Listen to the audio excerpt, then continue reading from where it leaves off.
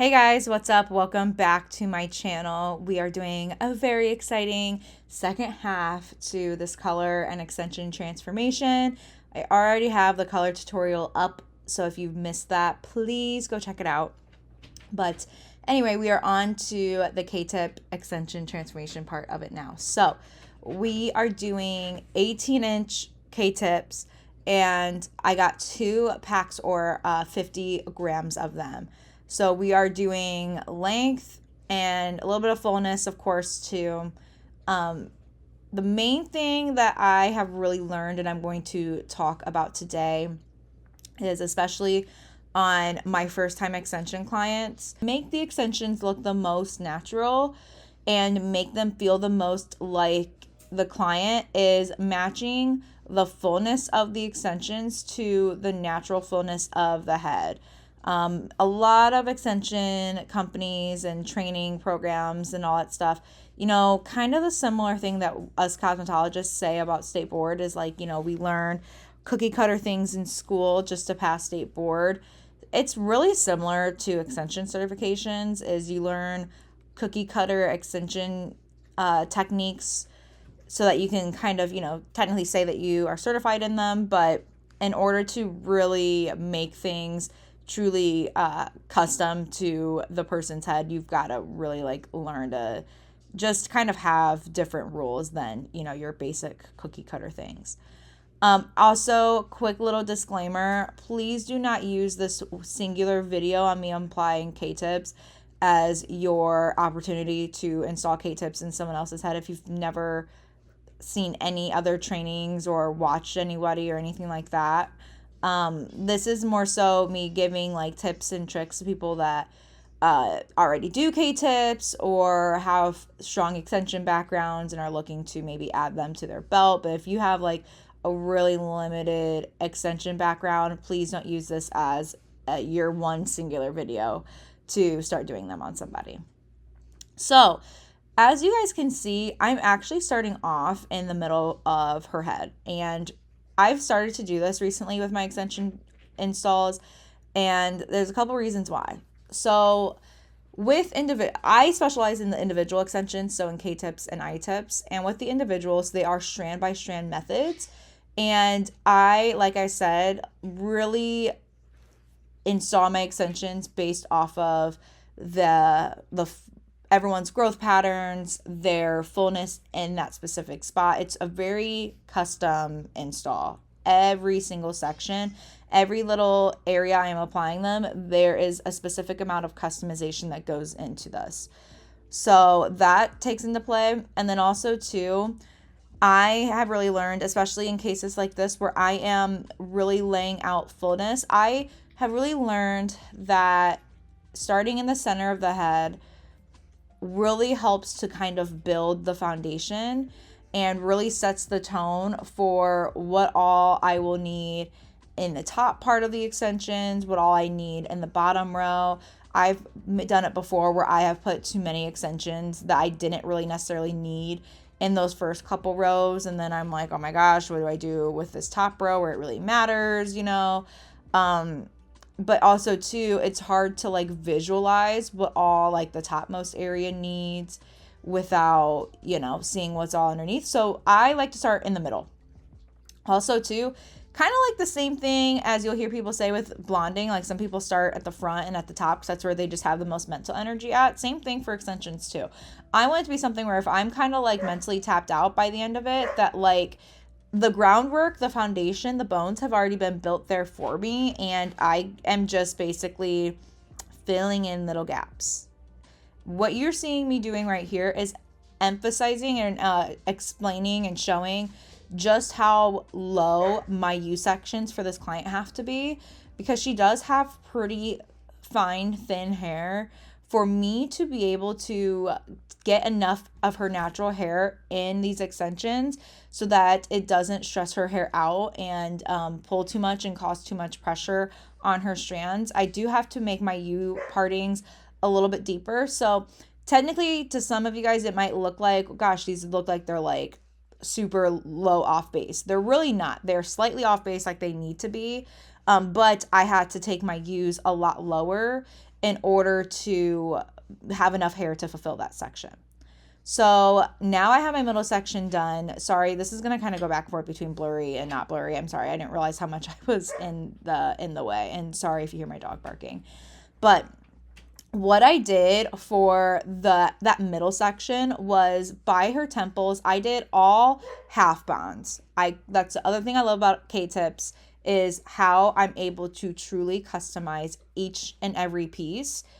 And so I did half bonds all along the sides of her head, everything from the ears forward. And her weight distribution in that area was pretty consistent, meaning that there weren't super sparse areas or anything like that. So I placed the bonds very close together. I still, on my fine hair girls, I do like to leave a little bit of hair in between each section. I feel like it helps to prevent, I feel like fine hair people, they just are like a little bit more tangle prone. So I feel like it does help to prevent the tangles, but just a little bit of hair in between each section. And then once I made my way behind the ears, that's when I moved on to those full size bonds that you saw me doing. Now I'm on to the nape section, and in the nape I did all half size bonds, but if you see here, I'm actually placing a little bit more room in between. And the reason why is because while her weight distribution is the same on the top of her head, like towards her scalp, her hair gets very fine towards the ends of her hair in this nape area. So this helps to truly match that. And again, this just helps it so that it feels the most like herself. She's not going to be like in super shock. She still has enough hair where it's going to be plenty of hair for it to all blend just fine. I had to literally do no blending. That's the best part with like people have just like really, really fine hair on their ends, is the blending is very slim. But yes, if you see, and if you kind of like zoom in a little bit, you're going to see I'm putting a little bit of hair, a little bit more subsections in between. And that helps for it to, again, just replicate her hair, which is very common too. I do this very commonly for a lot of my clients because there are very few clients, unless they have a blunt cut, it is very uncommon for them to have very thick hair at the nape of their head. And then this also too, having my section in the middle done helped tell me how many rows in her nape area I needed to do. Because some of my clients, I need to do 2, sometimes 3 nape rows or like lower rows.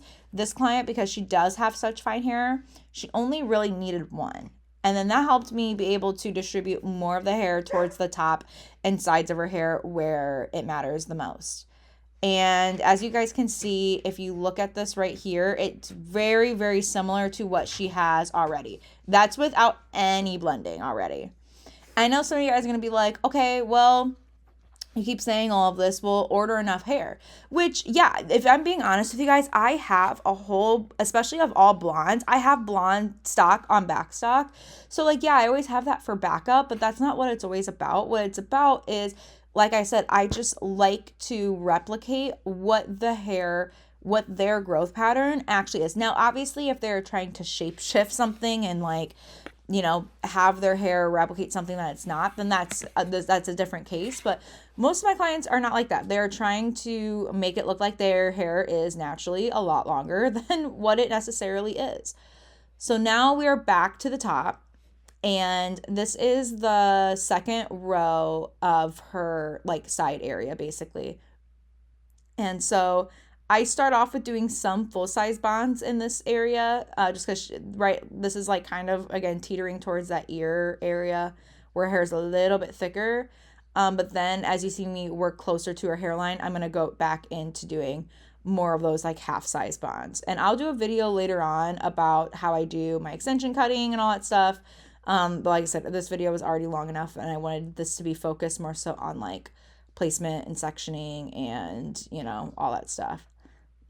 Same thing with the technique that I'm doing. So this is what I've been calling invisible bond placement.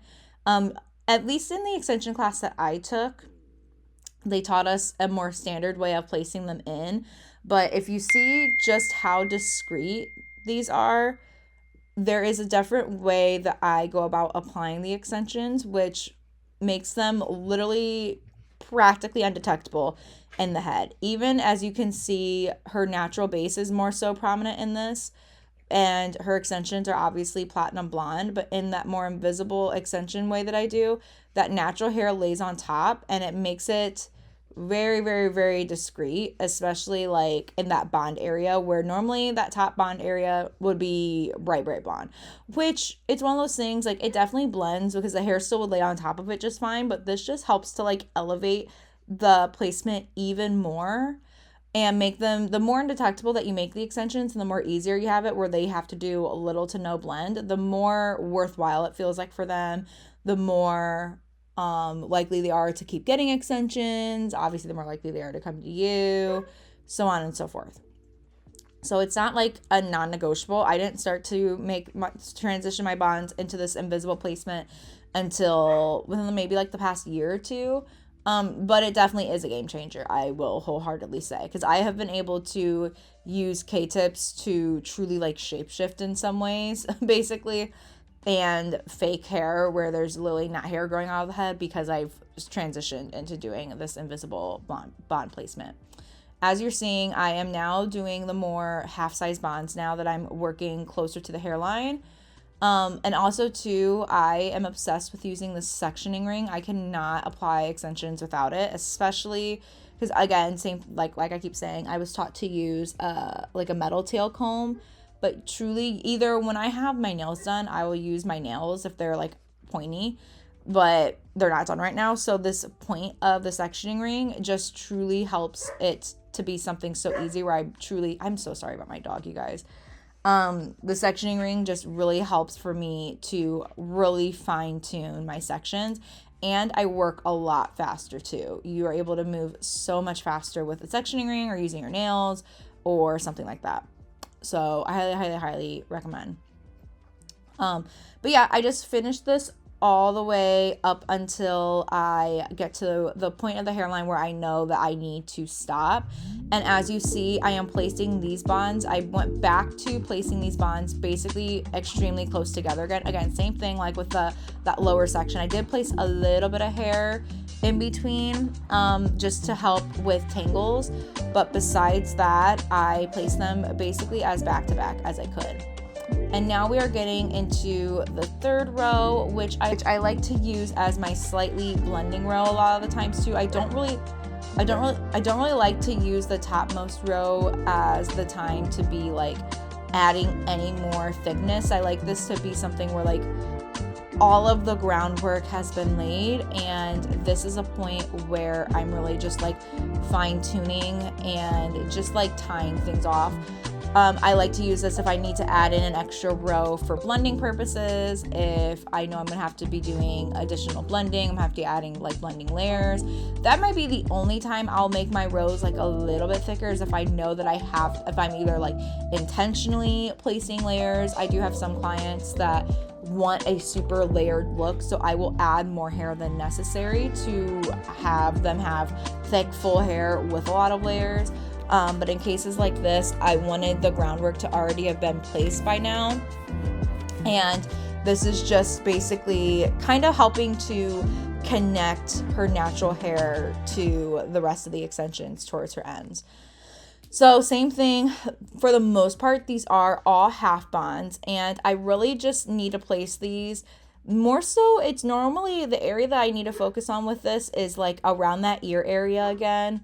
I feel like it gets a little bit, there's either some like minor gaps that kind of get placed right around here, just because underneath of like where this hair is, that's kind of where like, you know, the curves of hairlines are. So some places where I couldn't place extensions at, and like the small and like those lower rows, it kind of might place some gaps.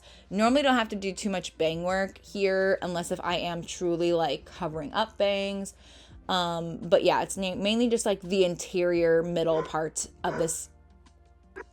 It's mainly just this like middlemost part that I have to put the most focus in. Somewhere else that I like to do, and so now what I do is I'm brushing everything down. I am truly visualizing where everything's laying. And then what I'm doing is going through all of the rows and seeing how I like how things are placed. And don't be afraid to go back in your rows and add anything more, especially if you have leftover hair. What I actually decided to do with how her rows were placed was this like kind of like middle spot of her head, kind of like around like the apex, but where her hair is still kind of like falling to the side. It looked great, but I felt like she just needed the look of a little bit more like extension fullness right around here. So I added a couple more, and and her hair was thick enough here at the spot to add full size bonds as well. So I just did, I think 2 or 3 full size bonds. Her hair just got just a little bit extra fuller over here. So it really just helped to connect the sides to the back of her head basically. And then I did the exact same thing on the other side too, but I just decided not to film it because it just didn't need filmed again. But now we're gonna go ahead and get into like the cutting and blending part. So again, I feel like I'll probably do a more like thorough video on this later on.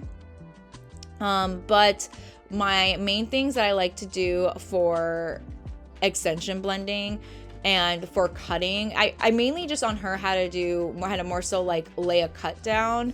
Her nape most area, that nape most row, especially because there was a little bit more room in between that first row and that second row, it just had like quite the tail, as you can see. So it really just needed like fine-tuned. So my main thing that I really like to do is a lot of slide cutting, as you can see. I really don't like to do, I definitely don't like to do just like standard straight across cutting. And even too point cutting sometimes with K-tips, I feel like I just don't like the look of them. I really love like slide cutting as a way of like kind of like shattering into the ends, but yet also too like taking off what needs taken off at the same time.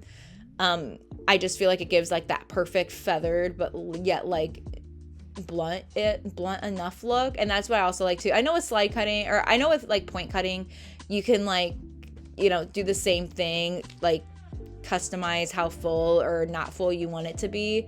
And I'll normally use the point cutting at the end to like refine everything, but I feel like slide cutting to get the groundwork of this started is a game changer. So just as a reminder, here's her before color, before extensions and everything, and here's her after. Doesn't she just look stunning? Like, I am truly just obsessed with this. And like I said, guys, this is just with 2 packs of K-tips. So I hope you guys enjoyed. Thank you so much for watching. Bye.